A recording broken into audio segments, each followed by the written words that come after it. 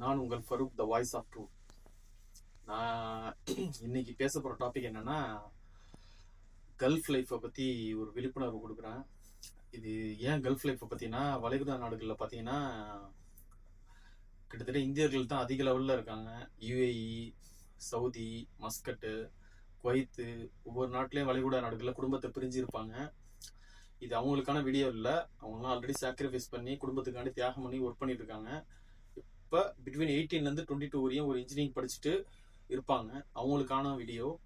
ஏன் இந்த விஷயத்தை பற்றி சொல்கிறேன்னா, கல்ஃப் லைஃப்ங்கிறது சில பேர் நினச்சிட்டு இருப்பாங்க, காசு, லக்ஸரியான லைஃபு, பில்டிங்கு, ரொம்ப ஒரு ஜாலியாக இருக்கலாம் அப்படி இப்படிலாம் சொல்லுவாங்க. பட் ஆனால் அதுக்கு பின்னாடி எல்லாத்துக்கும் பின்னாடி தியாகம்னு ஒன்று இருக்குது, சாக்ரிஃபைஸ்னு ஒன்று இருக்குது. சாக்ரிஃபைஸ்னா சாதாரண ஒரு தியாகம் இல்லைங்க. ஏர்போர்ட்லேருந்து தனிமையில் வந்து குடும்பத்தை பிரிஞ்சு இங்கே வந்து எல்லாமே நம்மளா தான் நம்ம பார்த்துக்கணும். சிம்பிளாக சொல்லணும்னா, உங்களுக்கு வந்து உடம்பு சரியில்லைனா கூட, இல்லை ஏதாவது காய்ச்சல் ஜுரம் வந்தால் கூட நீங்கள் தான் உங்களை பார்த்துக்கணும். அது ஏன் திரும்ப திரும்ப அது சாக்ரிஃபைஸுங்கிறனா, ஏதாவது உங்கள் வீட்டில் திடீர்னு அர்ஜென்ட்டாக ஒரு வயசானவங்க இருப்பாங்க, யாராவது திடீர்னு யாராவது இறந்து போயிடலாம், சரியா? அதுக்கும் நீங்கள் தயாராக தான் இருக்கணும். அது 2015 இருக்கும்போது எங்கள் அப்பா திடீர்னு இறந்து போயிட்டாங்க. அந்த சமயத்தில் நான் போயிட்டு வீட்டில் போய் பார்க்கும்போது, துபாய்க்கு கிளம்பி வரும்போது நல்லபடியாக இருந்தாங்க. திரும்பி ஊருக்கு போகும்போது இறந்து போயிட்டாங்க. அவங்க கூட வந்து கடைசியாக ஒரு 5 நிமிஷம் தான் முகத்தை என்னால் பார்க்க முடிஞ்சிச்சு. அதனால இந்த 20 வயசு, ஒரு 21 வயசுல உள்ள பசங்க, நல்லா படிக்கிற பசங்க, அவங்க எம்என்சி பெரிய பெரிய கம்பெனிக்கு போயிடுவாங்க. ஒருவேளை நல்லா படிக்காம ஒரு மிடில் ரேஞ்சில் உள்ள பசங்க எதுக்கு இன்ஜினியரிங் முடிச்சதோட டிகிரி வாங்கிடுவீங்க, அப்புறம் வந்து எதுக்கு போகணும்னு தெரியாம டூ ஆர் டைல இருப்பீங்க.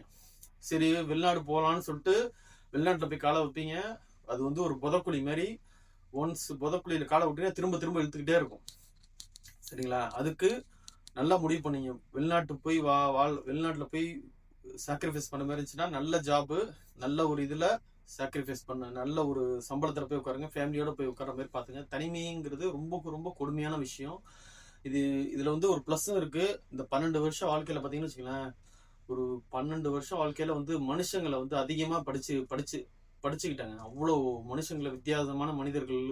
ஒரு மனுஷன் வந்து பேசுறான்னா கூட அவன் யாரே எப்படிப்பட்டவன் அப்படிங்கிற லெவல்ல உங்களை வந்து அப்படியே இந்த ஊரும் நெருப்பு, மனுஷங்களும் நெருப்புன்னு சொல்லுவாங்க. அப்படியே உங்களை போட்டு அப்படியே ஒரு டம்ப் பண்ணிடும் உங்களை லைஃப். இந்த கல்ஃப் லைஃப்ங்கிறது அதுதான் நான் சொல்றேன். திரும்ப முக்கியமா முடிவு பண்ணீங்க, கல்ஃப் லைஃபா அப்படி இல்லைன்னா ஊர்ல பிசினஸ் பண்ணிக்கலாம் அப்படிங்கறது முடிவு பண்ணீங்க. அப்படி இல்லைன்னா குரூப் 1 குரூப் 2 இல்ல கவர்மெண்ட் எக்ஸாம் அப்படி முடிவு பண்ணீங்க. இல்ல சென்னையில போய் எம்என்சி அப்படி கார்பரேட் அந்த மாதிரி ஒரு லைஃப் முடிவு பண்ணீங்க. கல்ஃப் லைஃப் வந்தீங்கன்னா எல்லாத்துக்கும் சாக்ரிஃபைஸா இருங்க, எல்லாத்துக்கும் தயாரா இருக்கணும். அப்படி இங்க வந்து கஷ்டப்படுறதோட குரூப் 1 குரூப் 2 ப்ரிப்பேர் பண்ணி கவர்மெண்ட் ஜாபுக்கு போயிடுங்க. அப்படி இல்லைன்னா பிசினஸ் பண்ணி பிசினஸ்ல முன்னேற பாருங்க. ஏன்னா பிசினஸ்ல முன்னேறி கடந்த 25-30 வருஷங்கள்ல பாத்தீங்கன்னா பிசினஸ் பண்ணி தன்னோட ஸ்டேட்டஸை மிடில் கிளாஸ்ல இருந்து ரிச் கிளாஸ் ஆகும், இல்ல புவர் கிளாஸ்ல இருந்து மிடில் கிளாஸா மாத்துறவங்க தான் அதிகம். சாதாரண சம்பளத்துல இருந்து ரொம்ப ரிச்சா போனவங்க யாரும் கிடையாது. அதிகமா 75% வந்து முன்னேறவங்க வந்து பிசினஸ் பண்ணி முன்னேறவங்க தான் அதிகமா இருக்கும். நீங்க நல்லா நோட் பண்ணி பாத்தீங்கன்னா தெரியும், பிசினஸ் பண்ணி முன்னேறவங்க தான் அதிகமா இருக்கும். அதனால கல்ஃப் லைஃப் வரதுக்கு முன்னாடி ஒண்ணுக்கு ஒரு 4-5 வாட்டி யோசிச்சிங்க, எந்த லைஃபுக்கு போனா நம்ம எல்லாத்துக்கும் திரும்ப வர முடியுமா அப்படின்ட்டு. ஈவன் கல்ஃப்ல இருந்தா கூட ஒரு 3 விஷயம் மைண்ட்ல வச்சிங்க. எமர்ஜென்சி ஃபண்டுன்னு ரெடி பண்ணி வச்சிங்க. எந்த நேரத்தில் என்ன வரும், ஜாப் போயிடும், டப்புன்னு ஊருக்கு போகிற மாதிரி இருக்கும், ஒரு வேளை கல்யாணம் முடிஞ்சிருக்கும், ஒரு ஊரில் போய் ஒரு 6 மாதம் உட்கார்ற மாதிரி இருக்கும், அதுக்கு தயாராக இருங்க. 2வது மென்டலாக ஸ்ட்ராங்காக இருங்க. அதுதான் முக்கியமான விஷயம்.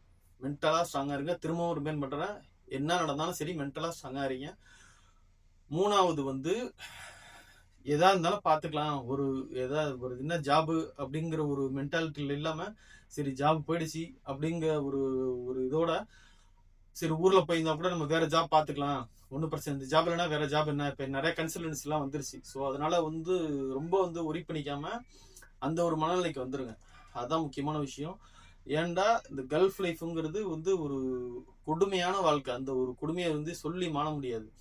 நிறைய பிரச்சனை போயிட்டு இருக்கும். வீட்டிலேருந்து ஒருவேளை ஜாப் ஸ்ட்ரெஸ் வரும், திடீர்னு கூட உள்ள ஃப்ரெண்ட்ஸ்லேருந்து ஒரு பிரச்சனை வரும், வித்தியாசமான மனிதர்களை சந்திக்க வேண்டியது இருக்கும். அதனாலதான் திரும்ப சொல்றேன், கல்ஃப் லைஃப்ல என்டர் ஆகிறதுக்கு முன்னாடி 1க்கு 10 வாட்டி யோசிச்சுக்கிட்டு என்டர் ஆகுங்க. அப்படி இல்லைன்னா ஊர்ல ஜாப் ஒர்க் பண்ணுங்க, பிசினஸ் பண்ணுங்க, அப்படி இல்லைன்னா கார்பரேட் கம்பெனி அந்த மாதிரில போய் ஒர்க் பண்ணுங்க. ஏன்டா எல்லாத்துக்கும் சாக்ரிஃபைஸ் பண்ணி ஒரு இது பண்றது, தியாகம் பண்ணணும். இந்த ஒவ்வொரு கல்ஃப்ல வந்து சம்பாதிக்கிற ஒவ்வொரு காசும் வந்து வேர்வையால குடும்பத்துக்காண்டி பண்ற சாக்ரிஃபைஸ். ஏன்னா துபாயில உள்ள லைஃப் வேற, இங்க சவுதியில வர்ற லைஃப், கல்ஃப் லைஃப்ங்கிறது வேற. துபாய் லைஃப்ங்கிறது ரொம்ப வித்தியாசமா இருக்கும். துபாயில கல்ஃப் எக்ஸ்பீரியன்ஸ் ஃபர்ஸ்ட் பார்த்துட்டு சவுதிக்கு வந்துட்டீங்கன்னா நீங்க ஒர்க் பண்ணிடுவீங்க. ஒருவேளை சவுதி ஃபர்ஸ்ட் டைம் வரீங்கன்னா கொஞ்சம் கஷ்டமா இருக்கும்.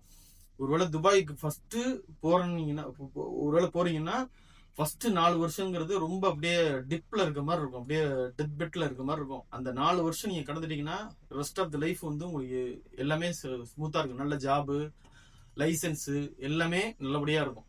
சரிங்களா? அதனால கல்ஃப் லைஃப்ங்கிறது நீங்களே முடிவு பண்ணீங்க. எல்லாத்துக்கும் சாக்ரிஃபைஸ் பண்ணி மென்டலா ஸ்ட்ராங்கா இருக்கணும், பொருளாதார ரீதியா நம்ம இதாகணும்னு சொல்றதுக்காண்டி இருக்கிற மாதிரி இருந்தா கல்ஃபுக்கு வாங்க. இல்லாட்டி கல்ஃப்ல வந்து இது பண்ணாதீங்க. ஊர்ல இருந்து பிசினஸ் பண்ணுங்க, சந்தோஷமா இருக்கேன்.